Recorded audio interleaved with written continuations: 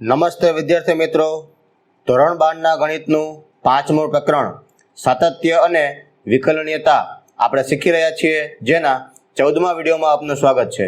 જો તમે આગળના 13 વિડીયો ન જોયા હોય તો તેની લિંક ડિસ્ક્રિપ્શનમાં મૂકેલી છે, ત્યાંથી તમે જોઈ શકો છો। આજના વિડીયોમાં આપણે જે ટોપિક ચાલી રહ્યો છે પ્રકરણ સ્વાધ્યાય 5 એને આગળ વધારીશું। આગળના વિડીયોમાં આપણે પ્રશ્ન નંબર 1 થી 17 જોઈ ગયા છીએ, તો આજે આપણે ત્યાંથી આગળના પ્રશ્નો જોઈશું। મિત્રો, પ્રશ્ન નંબર 18 અને 21 આ બે પ્રશ્નો સાતત્યના ટોપિકને લગતા છે, એટલા માટે જ્યારે આપણે એ ટોપિક ચલાવીશું ત્યારે એના વિશે ચર્ચા કરીશું। આજના વિડીયોમાં આપણે એ સિવાયના જે 4 પ્રશ્નો બાકી રહ્યા એ શીખીશું, અને એ સિવાય જે પાઠ્યપુસ્તકમાં પ્રકીર્ણ ઉદાહરણો આપેલા છે એમાં જે નવા પ્રશ્નો છે એ શીખીશું। તો ચાલો શરૂ કરીએ। 19મો પ્રશ્ન, ગાણિતિક અનુમાનના સિદ્ધાંત પરથી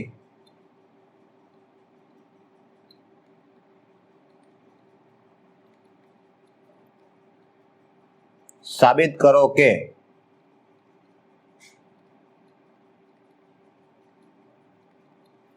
d/dx of x ની n ઘાત is equal to n into x ની n-1 ઘાત, જ્યાં n belongs to n। તો મિત્રો, વિકલનની શરૂઆતમાં જે આપણે સૌથી પહેલું સૂત્ર શીખ્યા હતા એ સૂત્રને આજે આપણે ગાણિતિક અનુમાનના સિદ્ધાંત પરથી સાબિત કરવાનું છે। તો અહીંયા સૌથી પહેલા આપણે એ યાદ કરી લઈએ કે ગાણિતિક અનુમાનના સિદ્ધાંતમાં કરવાનું શું હોય છે। તો એમાં જે વિધાન સાબિત કરવાનું છે એ વિધાનને સૌથી પહેલાં n=1 માટે સાબિત કરવાનું હોય છે। ત્યાર પછી એ વિધાન n=k માટે સત્ય છે એવું માની લેવાનું હોય છે, અને ત્યાર પછી એ વિધાન n=k+1 માટે પણ સત્ય છે એવું સાબિત કરવાનું હોય છે। આ પદ્ધતિ આપણે ધોરણ 11માં શીખેલા છીએ।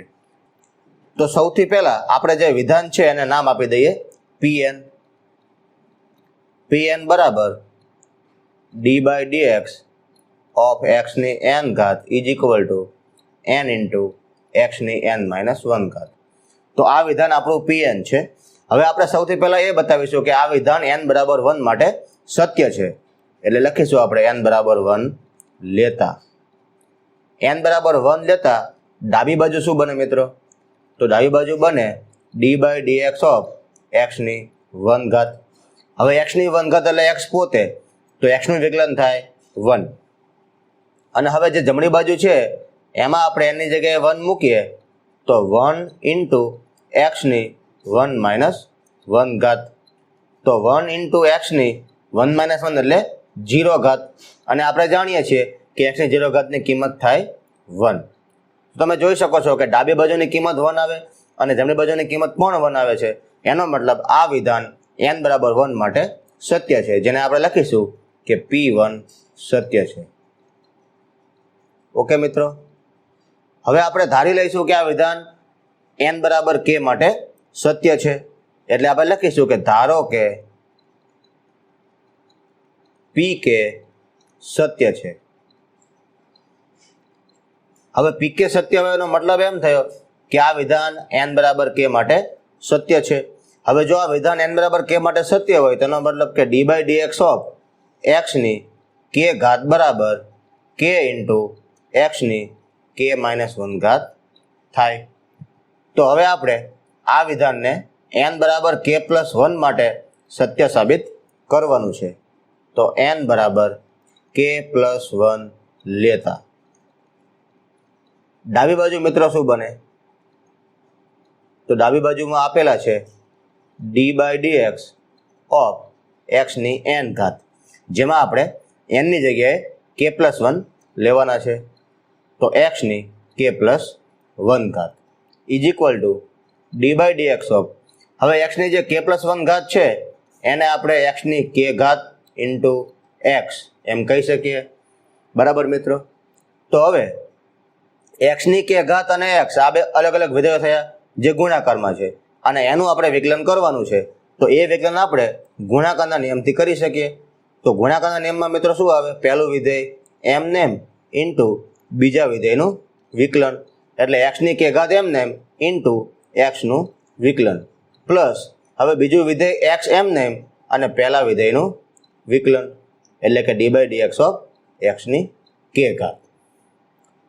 તો અહીંથી આગળ સાદુરૂપ આપીએ તો એક્સની કે ઘાત ઇન્ટુ એક્સનું વિકલન મિત્રો થશે 1 પ્લસ એક્સ એમ નેમ અને એક્સની કે ઘાતનું વિકલન કેટલું થશે?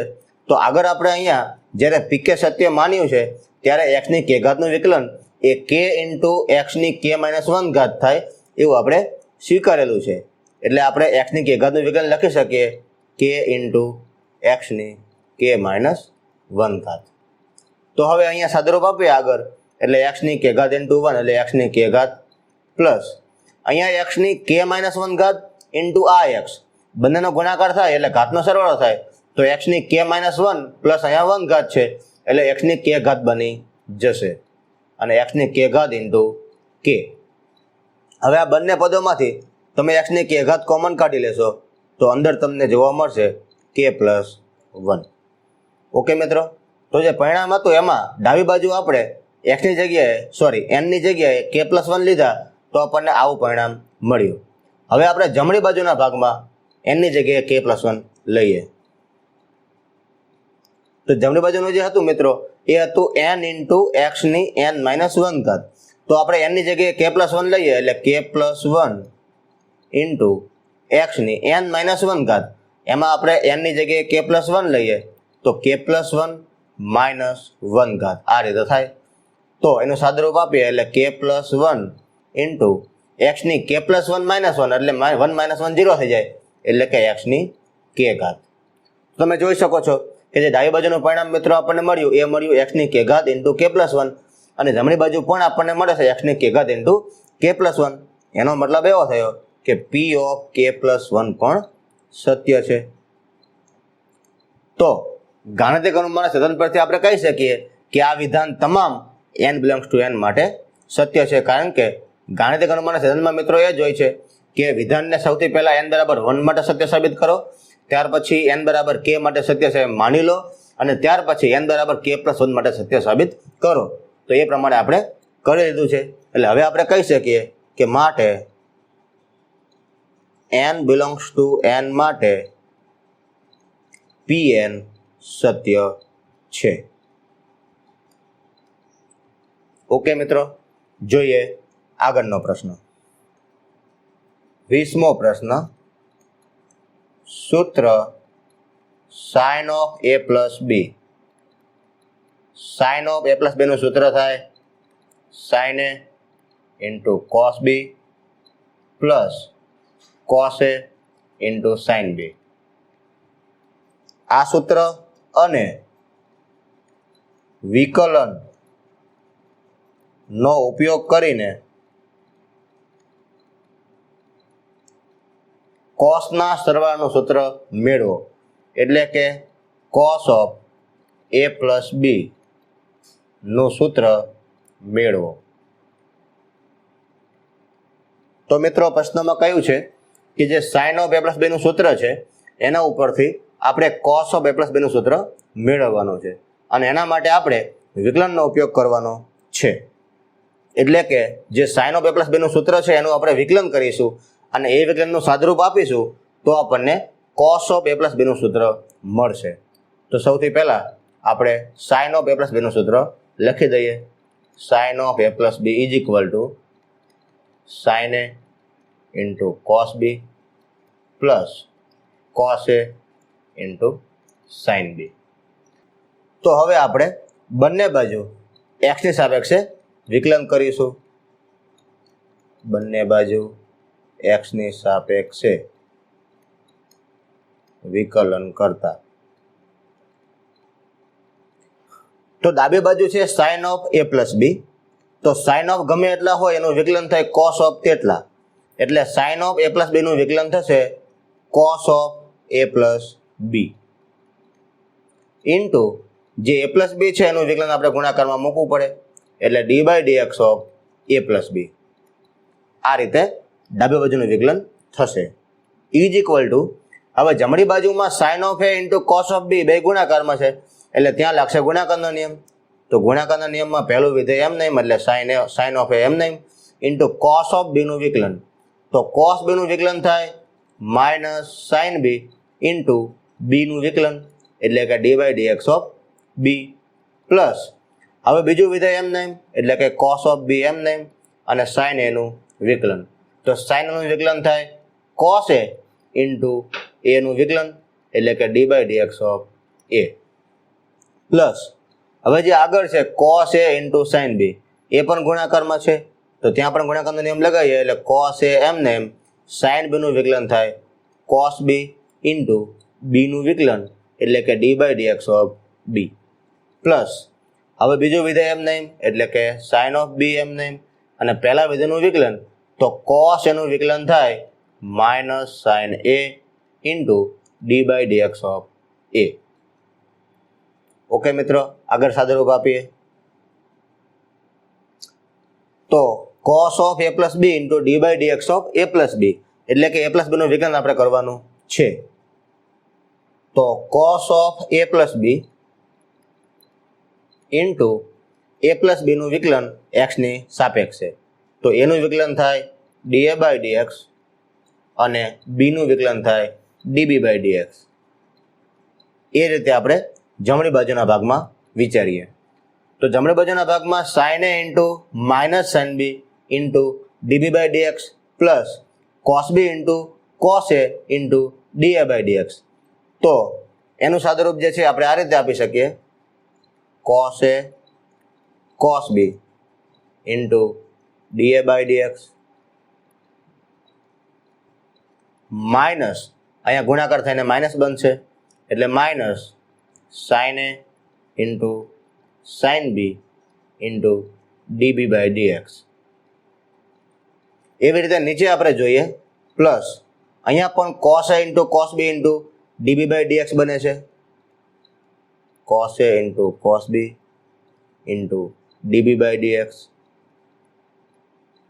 અને અહીંયા સાઇન બી ઇન્ટુ માઇનસ સાઇનનો ગુણાકાર કરીએ તો એ પણ બનશે minus sine A into sine B into DA by DX. તો અહીંથી આગળ સાદુરૂપ આપીએ તમે જોઈ શકો છો કે અહીંયા કોસ એ કોસ બી માઇનસ સાઇન એ સાઇન બી જે છે એવા જ કોસ એ કોસ બી માઇનસ સાઇન એ સાઇન બી અહીંયા તમને જોવા મળે છે. એટલે જે cos A cos B into DA by dx અને આ જે છે એ cos A cos B into dB by d x બંનેમાંથી જો આપણે કોસ એ કોસ બી કોમન કાઢી લઈએ કોસ એ ઇન્ટુ કોસ બી આપણે કોમન કાઢી લઈએ તો અહીંથી આપણને મળે ડીએ બાય ડીએક્સ પ્લસ અહીંથી આપણને મળે ડીબી બાય ડીએક્સ.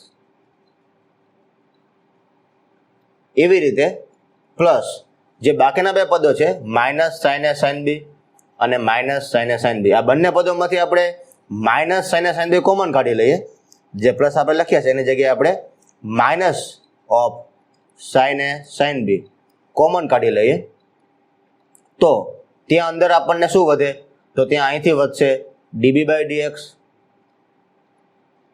પ્લસ અહીંયા વધશે ડીએ બાય ડીએક્સ. તો હવે તમે જોઈ શકો છો કે જે બે પદો આપણને મળ્યા એ બંને પદોમાંથી d a by dx plus dB by dx આપણે કોમન કાઢી શકીએ છીએ તો એને પણ આપણે કોમન કાઢી દઈએ તો ફાઇનલ જે આપણને સાદુરૂપ મળે DA by dx plus dB by dx આપણે કોમન કાઢીએ એટલે અંદર વધે કોસ એ ઇન્ટુ કોસ બી માઇનસ સાઇન એ ઇન્ટુ સાઇન બી. હવે મિત્રો આ જે સાદુરૂપ છે જમણી બાજુનું સાદુરૂપ છે અને ડાબી બાજુનું જે સાદુરૂપ છે મિત્રો એ ઉપર છે અહીંયા cos of A plus B into DA by dx plus dB by DX. તો બંનેમાં તમે જોઈ શકો છો કે DA by dx plus dB by DX આવે છે તો એને આપણે બંને બાજુ ભાગી દઈએ એટલે કે DA by dx plus dB by DX વડે બંને પદોને આપણે ભાગી દઈએ તો ડાબી બાજુ આપણને મળે cos of A plus B અને જમણી બાજુનો જે આ ભાગ છે એમાં આપણે DA by dx plus dB by DX વડે ભાગી દઈએ એટલે આપણને મળે કોસ એ ઇન્ટુ કોસ બી માઇનસ સાઇન એ ઇન્ટુ સાઇન બી. તો આ જે મિત્રો સૂત્ર આપણને મળ્યું એ સૂત્ર આપણે જાણીએ જ છીએ કે કોસ ઓફ એ પ્લસ બીનું સૂત્ર છે. તો આ રીતે આપણે સાઇન ઓફ એ પ્લસ બીના સૂત્રનું વિકલન કરીને કોસ ઓફ એ પ્લસ બીનું સૂત્ર મેળવી શકીએ છીએ. ઓકે મિત્રો, જોઈએ આગળનો પ્રશ્ન. 22મો પ્રશ્ન. જો y બરાબર નીચા એકની અંદર fx, gx, hx, બીજી હરોળમાં l, m, n અને ત્રીજી હરોળમાં a, b, c. જો y બરાબર નીચા એકમાં આપેલી કિંમત જે છે એ હોય તો આપણે સાબિત કરવાનું છે કે dy બાય dx બરાબર નીચા એકની અંદર f dash x, g dash x, h dash x, બીજી હરોળમાં lmn અને ત્રીજી હરોળમાં abc. ઓકે મિત્રો, તો fx, gx અને hx જે પ્રશ્નમાં આપેલા છે એ પ્રમાણે નીચા એકની અંદર ગોઠવાયેલા હોય અને એ જે વિધેય બને એને આપણે y કહીએ તો એનું વિકલન જે છે પ્રશ્નમાં આપેલું છે એ પ્રમાણે થાય એવું આપણે સાબિત કરવાનું છે. તો સૌથી પહેલા આપણે પ્રશ્નમાં જે y આપેલા છે એનું મૂલ્ય શોધીએ. તો નીચા એકનું મૂલ્ય મિત્રો આપણે જાણીએ છીએ કઈ રીતે શોધાય. સૌથી પહેલા fx નો ગુણાકાર m into c minus b into n સાથે, પછી માઇનસ gx નો ગુણાકાર એ થશે l into c minus a into n સાથે, અને પછી પ્લસ hx નો ગુણાકાર એ થશે l into b minus a into m સાથે. તો આ થયું y નું સાદુરૂપ. હવે આપણે આનું વિકલન કરીએ dy બાય dx. તો મિત્રો જોઈએ છીએ આપણે કે fx જે છે એનો ગુણાકાર mc માઇનસ bn સાથે છે. હવે અહીંયા mc, b અને n ચારે અચળ છે એટલા માટે mc માઇનસ bn અચળ જ કહેવાય. તો વિધેયનો ગુણાકાર જ્યારે કોઈ અચળ સાથે હોય ત્યારે વિકલન માત્ર વિધેયનું જ થાય અને અચળમાં કોઈ ચેન્જ આવે નહીં. એટલે કે mc માઇનસ bn એમ જ રહેશે અને એની સાથે ગુણાકારમાં જે fx છે એનું વિકલન થશે. તો fx ના વિકલનના આપણે સંકેતમાં f ડેશ x કહી શકીએ. એ જ રીતે minus g dash x into lc minus an અચળ હોવાથી એમાં કોઈ ફેરફાર નહીં થાય અને એ જ રીતે અહીંયા h ડેશ એક્સ થશે અને lb માઇનસ am એમના એમ જ રહેશે. તો આ થયું આપણું dy બાય dx. હવે જો આ dy બાય dx ને આપણે પુનઃ ગોઠવણી કરીએ નીચા એકના સ્વરૂપમાં તો બહુ સહજ રીતે આપણે સમજી શકીએ છીએ કે નીચા એકની અંદર એને આપણે ફરી ગોઠવીએ એટલે એ ગોઠવણી કંઈક આ રીતે થશે. f dash x, g dash x, h dash x, lmn અને abc. કારણ કે જે જમણી બાજુ આપણને સાબિત કરવાનું કહ્યું છે dy બાય dx બરાબર આ જે નીચા એક છે મિત્રો એનું જો આપણે વિસ્તરણ કરીશું તો એ વિસ્તરણ એક્ઝેક્ટલી આ રીતે જ આવવાનું છે. તો આ રીતે આપણે સરળતાથી સમજી શકીએ છીએ કે y બરાબર જે નીચા એક આપણને આપેલો છે એનું વિકલન આ મુજબ થાય. ઓકે મિત્રો, જોઈએ આગળનો પ્રશ્ન. 23મો પ્રશ્ન. જો -1 less than or equal to x less than or equal to +1 માટે y બરાબર e ની ઘાતમાં a into cos inverse x હોય તો સાબિત કરો કે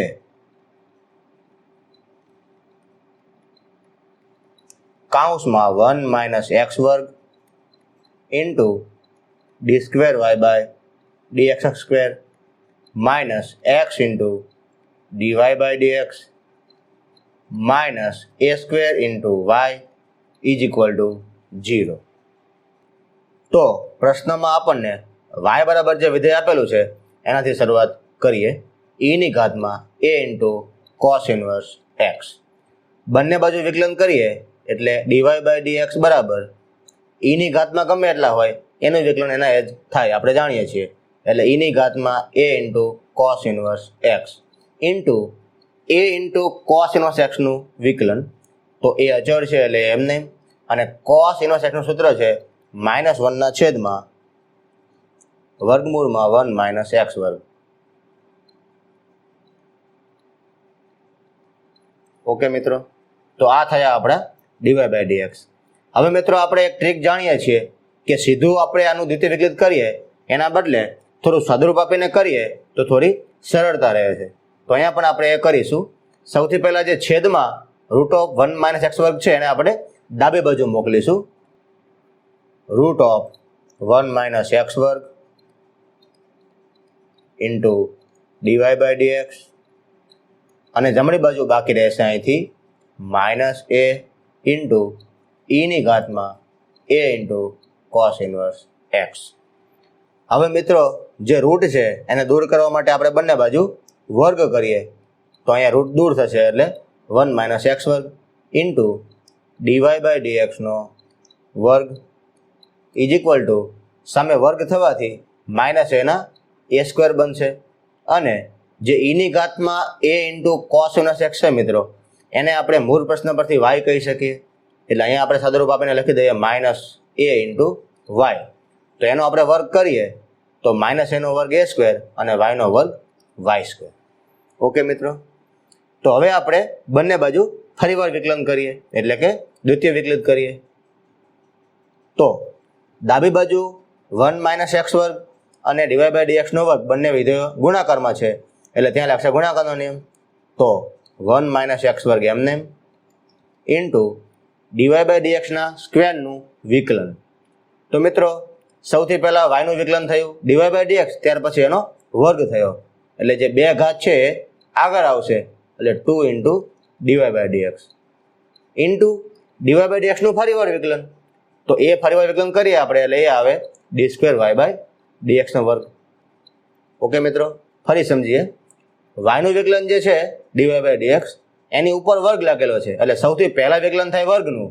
તો એ વિકલન એ રીતે થાય કે બે ઘાત આગળ આવે અને એક ઘાતનો ઘટાડો એટલે બે આગળ આવ્યા અને એક ઘાતનો ઘટાડો થયો એટલે ડીવાય બાય ડીએક્સ ઇન્ટુ હવે જે અંદરનું વિધેય છે ડીવાય બાય ડીએક્સ એનું વિકલન કરવું પડે તો એ થાય D square Y by DX square. Okay, હવે પ્લસ બીજું વિધેય એમને એટલે કે ડીવાય બાય ડીએક્સનો સ્ક્વેર એમને અને પહેલા વિધેયનું વિકલન. તો પહેલા વિધેયમાં છે 1 માઇનસ એક્સ વર્ગ તો એનું વિકલન થાય માઇનસ 2x. ઓકે મિત્રો, હવે જમણી બાજુના ભાગની વાત કરીએ તો એ સ્ક્વેર અચળ છે, વાય સ્ક્વેરનું વિકલન થાય 2y ઇન્ટુ વાયનું વિકલન ડીવાય બાય ડીએક્સ. ઓકે, હવે બધા પદોમાં આપણને બે કોમન નીકળતા જોવા મળે છે અને ડીવાય બાય ડીએક્સ પણ કોમન નીકળતા જોવા મળે છે. તો આપણે બંને બાજુ 2 ઇન્ટુ ડીવાય બાય ડીએક્સ વડે ભાગાકાર કરીએ તો અહીંયા વધશે 1 માઇનસ એક્સ વર્ગ, અહીંયા 2 ભાગાકારમાં નીકળી જાય અને ડીવાય બાય ડીએક્સ પણ ભાગાકારમાં નીકળી જાય. તો ત્યાં વધશે ડી સ્ક્વેર વાય બાય ડીએક્સનો વર્ગ. અહીંયાથી 2 આપણે કાઢી દઈએ અને જે ડીવાય બાય ડીએક્સનો વર્ગ છે એમાંથી એક ડીવાય બાય ડીએક્સ કેન્સલ થઈ જાય ભાગાકારમાં એટલે એક ડીવાય બાય ડીએક્સ વધશે એટલે ત્યાં વધશે minus of X into DY by dx, અને જમણી બાજુના ભાગમાં 2 નીકળી જાય અને ડીવાય બાય ડીએક્સ નીકળી જાય તો ત્યાં વધશે એ સ્ક્વેર ઇન્ટુ વાય. આગળ સાદુરૂપ આપીએ એ સ્ક્વેર ઇન્ટુ વાયને આપણે ડાબી બાજુ મોકલીએ એટલે જે આપણે સાબિત કરવાનું છે એ પરિણામ આપણને મળી જશે 1 માઇનસ એક્સ વર્ગ into D square Y by ડીએક્સનો વર્ગ minus x into DY by dx minus a square y is equal to 0. Okay મિત્રો, તો પ્રકરણ સ્વાધ્યાય 5માં આપેલા બધા જ પ્રશ્નો આપણે શીખી લીધા. તો હવે પાઠ્યપુસ્તકમાં જે કેટલાક પ્રકરણ ઉદાહરણો આપેલા છે એમાં કેટલાક પ્રશ્નો એવા છે કે જે આપણે અગાઉ ક્યારેય શીખેલા નથી એટલે કે એ પ્રશ્નો જરા અલગ પ્રકારે કરવાના છે. તો એ પ્રશ્નો પણ આપણે જોઈ લઈએ. ઉદાહરણ 44 નો ત્રીજો પ્રશ્ન જેમાં આપેલા છે y બરાબર log x આધાર 7. આના માટે આપણે ડીવાય બાય ડીએક્સ શોધવાના છે. તો આમ તો આ વિકલન સરળ જ છે પરંતુ અહીંયા આધારમાં જે 7 આપેલા છે એનું શું કરવું એ પ્રશ્ન કદાચ આપણા મનમાં થતો હશે. તો જે વિકલનનો નિયમ છે D by dx of log x બરાબર 1 બાય x, આ નિયમ આપણે જાણીએ છીએ, પરંતુ આ નિયમ ત્યારે જ સાચો છે જ્યારે અહીંયા આધાર તરીકે ઈ હોય. બરાબર. આપણે જાણીએ છીએ કે જ્યારે log x માં કોઈ આધાર ન આપ્યો હોય ત્યારે આપણે ત્યાં આધાર ઈ છે એવું સમજીએ છીએ, પરંતુ ત્યાં ઈની જગ્યાએ કોઈ આધાર બીજો આપેલો હોય તો એનું વિકલન કઈ રીતે થાય? ઉદાહરણ તરીકે d/dx ઓફ log x અને આધાર 5 આવું માન લો કે આપેલું છે, તો આના બરાબર આપણે 1/x લખી શકતા નથી. બરાબર, કારણ કે અહીંયા આધાર ઈ હોય તો જ આ સૂત્ર લાગુ પાડી શકાય. તો આવું વિકલન કરવા માટે આપણે શું કરી શકીએ? તો ત્યાં આપણે આધાર પરિવર્તનનો નિયમ વાપરી શકીએ છીએ. તો શું છે આ નિયમ આપણે સમજીએ. ધારો કે log m આધાર n આવું આપણને આપેલું હોય, તો આના બરાબર આપણે log of m છેદમાં log of n આવું લખી શકીએ છીએ. ઓકે, અને આ નિયમ આપણે આના માટે વાપરીએ તો d/dx ઓફ અહીંયા આપણે લખી શકીએ log x અને છેદમાં આપણે લખી શકીએ log 5. ઓકે, અને આ બંને જગ્યાએ જે આધાર છે એ આપણે કોઈ પણ મનપસંદ રાખી શકીએ છીએ. તો આપણે આધાર સમજીશું ઈ બંને જગ્યાએ. ઓકે, તો અહીંયા બંને જગ્યાએ આપણે આધાર ઈ સમજીએ એટલે હવે આપણે વિકલન કરી શકીએ છીએ. હવે અહીંયા છેદમાં જે છે log 5 એ અચળ છે એટલે એ વિકલનમાં ભાગ લેશે નહીં, એટલે 1/છેદમાં log 5 એ આપણે બહાર જ લખીએ અને log x નું વિકલન જે છે એ થશે 1/x. તો આ રીતે આપણે આધાર જ્યારે કોઈ બીજો આપ્યો હોય ત્યારે વિકલન કરી શકીએ છીએ. તો હવે આપણા પ્રશ્નમાં આપણને આધાર જે છે એ 7 આપેલો છે. બરાબર, તો y બરાબર log of log x આધાર 7. તો આગળ જે નિયમ સમજ્યા એ નિયમ પ્રમાણે આપણે આનું log of log x અને છેદમાં log of 7 આ રીતે કરી શકીએ. અને બંનેનો આધાર આપણે સેટ કરી શકીએ છીએ મનપસંદ, તો આપણે આધાર સેટ કરીશું ઈ. ઓકે, હવે આપણે વિકલન કરવાનું છે, તો જે છેદમાં log 7 છે એ અચળ છે એટલે એ વિકલનની બહાર જ રહેશે. તો dy/dx બરાબર 1/છેદમાં log 7 અને log of log x નું વિકલન, તો log of ગમે એટલા હોય એનું વિકલન થાય 1/, એટલા એ નિયમ પ્રમાણે 1/log x થશે અને છેલ્લે અંદરનું વિધેય જે છે log x એનું વિકલન થશે 1/x. તો આ રીતે આપણને ફાઇનલ જવાબ મળે 1/છેદમાં x into log 7 into log x. Okay મિત્રો, જોઈએ આગળનો પ્રશ્ન. ઉદાહરણ 48, sin² x નો e⁻ cos x ને સાપેક્ષે વિકલિત શોધો.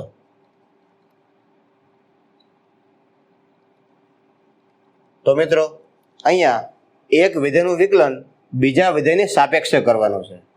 સામાન્ય રીતે આપણે વિકલન x ની સાપેક્ષે, t ની સાપેક્ષે, એવી રીતે y ની સાપેક્ષે કરતા હોઈએ છીએ, પરંતુ અહીંયા એક વિધેયનું વિકલન એટલે કે sin² x નું વિકલન આ બીજા વિધેયની સાપેક્ષે એટલે કે e⁻ cos x ને સાપેક્ષે કરવાનું છે. તો ધારો કે જે પહેલું વિધેય છે એને આપણે u ધારીએ. ધારો કે u બરાબર sin² x અને જે બીજું વિધેય છે એને આપણે v ધારીએ એટલે કે v બરાબર e⁻ cos x. તો અહીંયા પ્રશ્નમાં કયા મુજબ u નું વિકલન v ની સાપેક્ષે કરવાનું છે. જે વિધેયને આપણે u ધાર્યું છે એનું વિકલન જે વિધેયને આપણે v ધાર્યું છે એની સાપેક્ષે કરવાનું પ્રશ્નમાં કહ્યું છે. બરાબર, એટલે કે આપણે du/dv મેળવવાના છે. તો એના માટે આપણે એવું કરીએ કે જે અંશમાં du છે એનો ભાગાકાર dx વડે કરી દઈએ અને છેદમાં જે dv છે એનો ભાગાકાર પણ dx વડે કરી દઈએ. આપણે અંશ અને છેદને સરખી સંખ્યા વડે ભાગી તો શકીએ જ.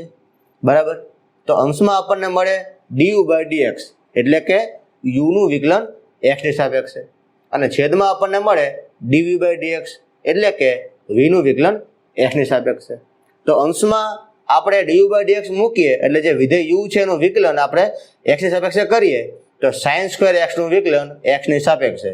તો જે sin x છે એની 2 ઘાત છે એટલે 2 ઘાત આગળ આવે, 1 ઘાતનો ઘટાડો અને જે અંદરનું વિધેય છે sin x એનું વિકલન ગુણાકારમાં મૂકવું પડે તો એ થાય cos x. ઓકે મિત્રો, તો du/dx જે છે એ તમને મળશે 2 sin x cos x. એ રીતે છેદમાં e ની ઘાતમાં cos x, તો એનું વિકલન થાય e ની ઘાતમાં cos x into cos x નું વિકલન, તો એ થાય માઇનસ sin x. તો હવે અંશમાં રહેલા sin x અને છેદમાં રહેલા sin x કેન્સલ થાય એટલે અંશમાં આપણને મળે 2 cos x અને છેદમાં આપણને મળે માઇનસ ઓફ e ની ઘાતમાં cos x. તો એ રીતે આપણને ફાઇનલ જવાબ મળે du/dv બરાબર માઇનસ ઓફ 2 cos x અને છેદમાં e ની ઘાતમાં cos x. ઓકે મિત્રો, તો આ રીતે જ્યારે આપણને એક વિધેયનું વિકલન કોઈ બીજા વિધેયની સાપેક્ષે કરવાનું કહ્યું હોય તો આ રીતે કરી શકીએ છીએ. તો આ વિડીયોને આપણે અહીંયા પૂરો કરીએ છીએ. આશા છે કે તમને આ વિડીયોમાં સમજાવેલી બધી વાતો બરાબર સમજાઈ હશે. મળીએ આવતા વિડીયોમાં એક નવા ટોપિક સાથે. આભાર.